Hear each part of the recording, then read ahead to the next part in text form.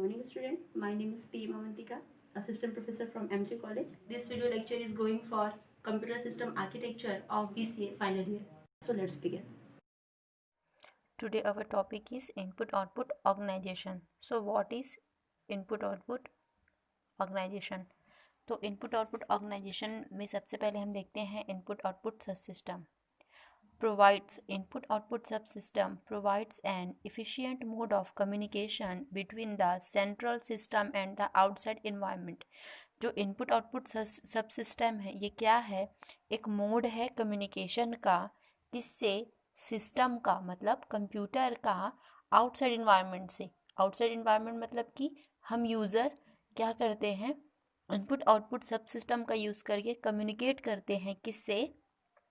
किससे? सिस्टम से मतलब कंप्यूटर से। तो ये क्या होता है? एक वे है कम्युनिकेट करने के लिए। कौन? इनपुट आउटपुट सिस्टम, है ना। सो यूज़र को क्या देता है? एबिलिटी देता है कि वो सिस्टम से कम्युनिकेट कर सके। नेक्स्ट क्या है? Programs and data must be entered into computer memory for processing and results obtained from computer must be recorded and displayed to user.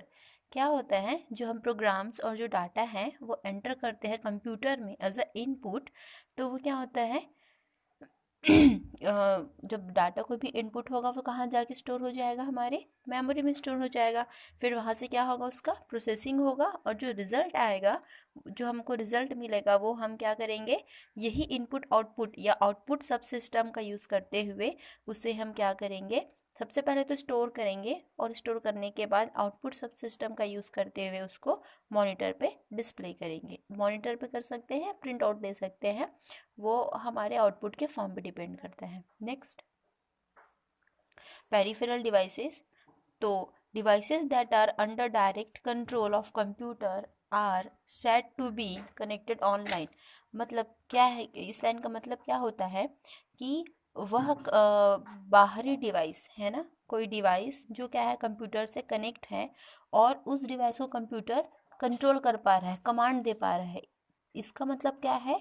जो डिवाइस कंप्यूटर पे कनेक्ट हुई है अभी वो ऑनलाइन मोड पे है। जैसे कि हम प्रिंटर का यूज़ करते हैं, सपोज करिए एग्जांपल लेते हैं प्रिंटर का। आपके सिस्टम में 2 प्रिंटर लगे हुए हैं, एक कलर होगा और एक ब्लैक एंड वाइट होगा। अभी क्या किया है आपने? कलर प्रिंटर को आपने क्या दिया? प्रिंट करने का परमिशन दिया। सब नहीं, सॉरी, पैरेलल का एग्जांपल नहीं लेते, हम समझते हैं कि मान लो सिंगल ही प्रिंटर है और आप उस प्रिंटर में क्या किए हो? अपने सिस्टम से कमांड दिए हो प्रिंट करने का। तो क्या होगा? अब आपका जो सीपीयू है, आपके कंप्यूटर, आपके जो प्रिंटर है उसको क्या कर पा रहा है? कंट्रोल कर पा रहा है। इसका मतलब जो आपका प्रिंटर है, जो बाहरी डिवाइस कंप्यूटर से कनेक्ट हुआ है, वो क्या हुआ है? अब ऑनलाइन मोड पे है। नेक्स्ट बोलते हैं, इनपुट और output devices attach to the computer are also called peripherals. वो डिवाइस जो कंप्यूटर से कनेक्ट होते हैं, कौन से? इनपुट और आउटपुट डिवाइस, उससे ही हम क्या बोलते हैं? पेरिफेरल डिवाइस कहते हैं। 3 टाइप ऑफ पेरिफेरल्स होते हैं, input peripherals, output peripherals, input output peripherals. देखेंगे पेरिफेरल्स या इनपुट आउटपुट डिवाइस। पहला मॉनिटर, जिसे हम विजुअल आउटपुट डिवाइस भी कहते हैं। इसके टाइप्स होते हैं CRT, LCD. CRT cathode ray tube, LCD liquid crystal display, और भी बहुत सारे अभी मॉनिटर्स आ चुके हैं। टीएफटी थिन फिल्म ट्रांजिस्टर या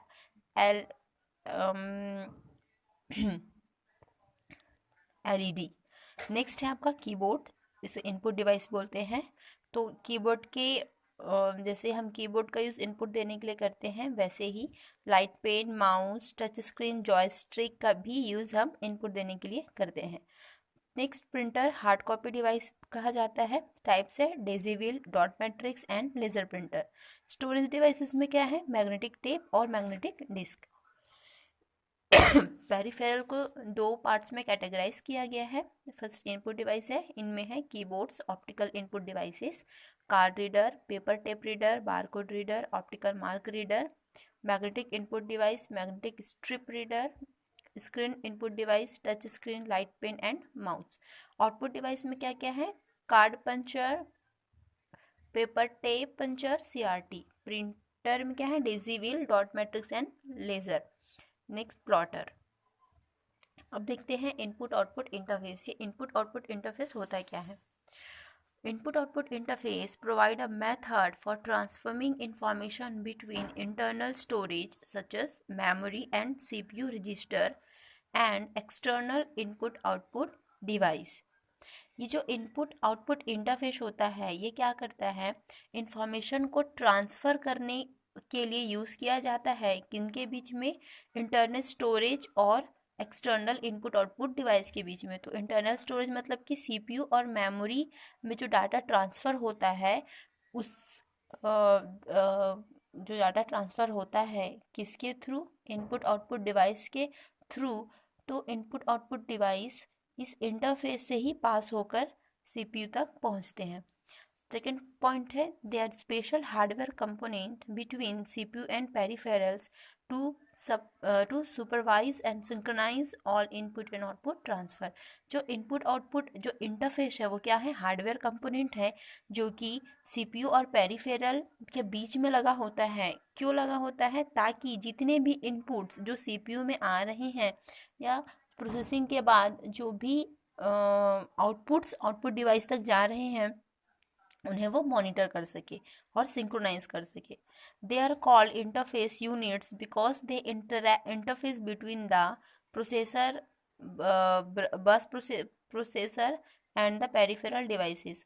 इसे इंटरफेस इसलिए कहा जाता है क्योंकि इसी इंटरफेस के थ्रू इंटरफेस का यूज़ करते हुए जो आपके कीबोर्ड्स हैं या जो भी इनपुट डिवाइस है जो भी आउटपुट डिवाइस है वो बसेस का यूज़ करते हुए क्या करते हैं, अपने डाटा को प्रोसेसर तक पहुंचाते हैं या प्रोसेसर से डाटा आपके पेरिफेरल्स तक आते हैं। Resolve the differences between the computer and peripheral devices.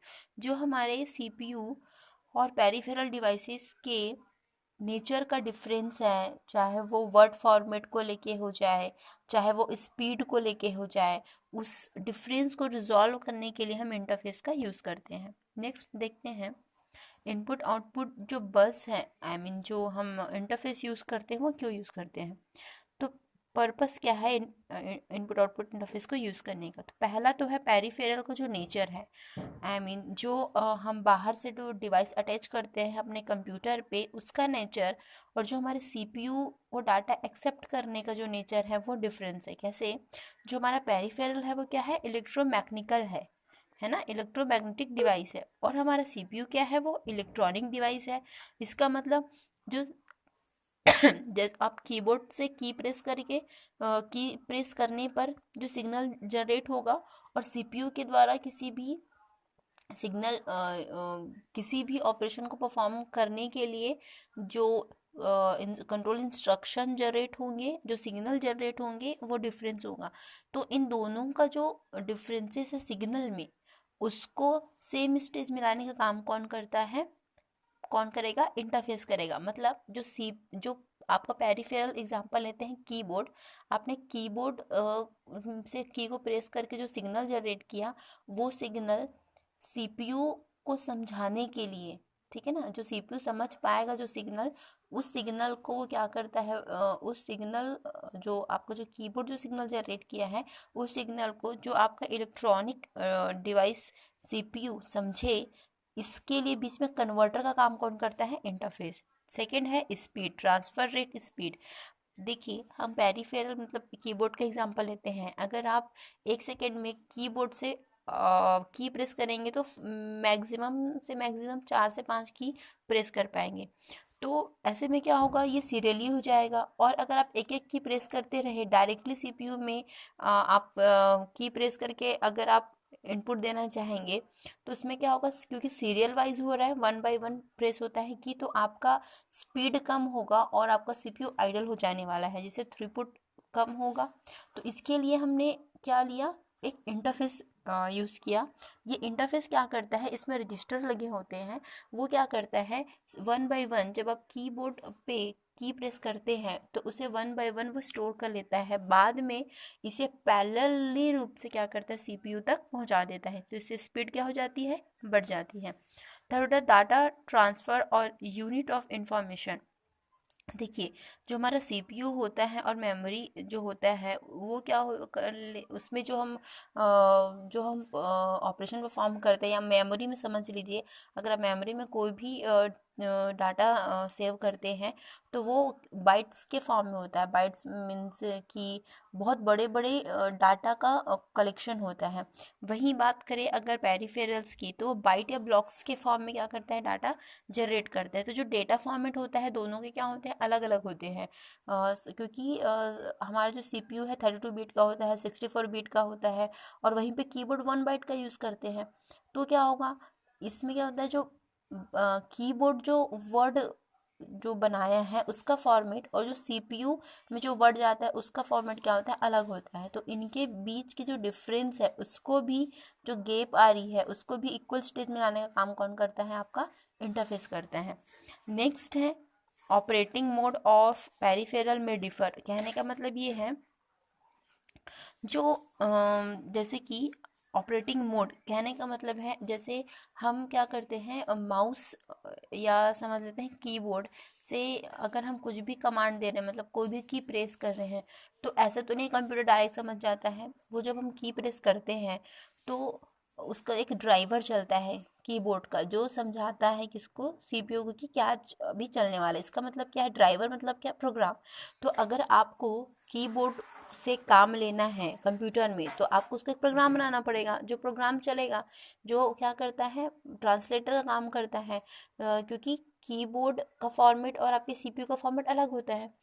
तो क्या कर सकते हैं, या तो आप प्रोग्राम लिख लीजिए कि जो आप कीबोर्ड से जो की प्रेस कर रहे हैं उसको समझा के सीपीयू तक पहुंचा दे।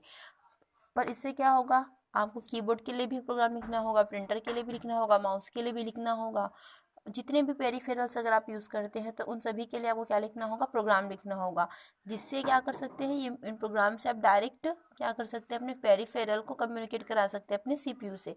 पर ये बहुत ही वास्ट होने वाला है, क्योंकि अगर आपने किसी एक पर्टिकुलर कीबोर्ड के लिए क्या लिखा है, प्रोग्राम लिखा है, और सडनली आपने कीबोर्ड चेंज कर दिया, तो आपको उस नए कीबोर्ड के लिए भी प्रोग्राम लिखना पड़ेगा।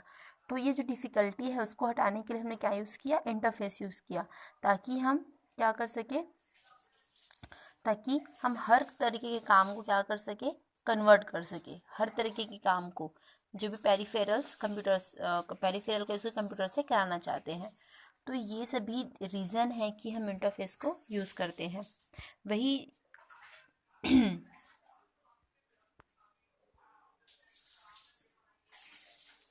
वही यहाँ पे दिया हुआ है, देखिएगा। इंटरफेस के कुछ पॉइंट्स दिए हैं जो मैंने एक्सप्लेन किया। डिकोड्स the device address, decodes the commands, provides signal for the peripheral control, synchronize the data flow and supervises the data transfer rate between peripheral and CPU और memory। यहाँ पे देखते हैं, ये आपको जो डाटा और एड्रेस और कंट्रोल दिख रहा है, यहाँ पे देखिए, ये जो आपको ये डाटा, एड्रेस और कंट्रोल दिख रहा है, ये बसेस हैं। इसी बसेस के थ्रू क्या होते हैं, जो डाटा होते हैं वो प्रोसेसर तक पहुंचते हैं। डाटा बस के थ्रू जो एड्रेस बस होता है वो क्या करता है, आपके कंटेंट को, आपके मैटर को, टेक्स्ट को, वीडियो, ऑडियो, जो भी डाटा है उसको प्रॉपर एड्रेस तक पहुंचाता है। और ये जो कंट्रोल बस है क्या करता है, कंट्रोलिंग का काम करता है, कि कौन से डाटा को कौन से एड्रेस तक पहुंचाना है, कौन से रजिस्टर में कौन से रजिस्टर से डाटा को उठाना है, और मेमोरी के कौन सी जगह पे उसको लेके जाना है। ये सभी जो कंट्रोल बसेस होती है ना, इसी के थ्रू होता है। ये देखिए, ये कीबोर्ड्स है, आपके पेरिफेरल्स, बीच में लगे हुए हैं इंटरफेस, बीच में लगे हुए हैं आपके इंटरफेस। और यही इंटरफेस क्या करता है, कीबोर्ड, प्रिंटर, मैग्नेटिक या जो भी पेरिफेरल सिग्नल जनरेट करता है उसको कन्वर्ट करके सीपीयू के समझने लायक या आपके मेन मेमोरी के समझने लायक बनाता है कौन, जो आपका जो इंटरफेस है। तो ये था input output interface. Thank you.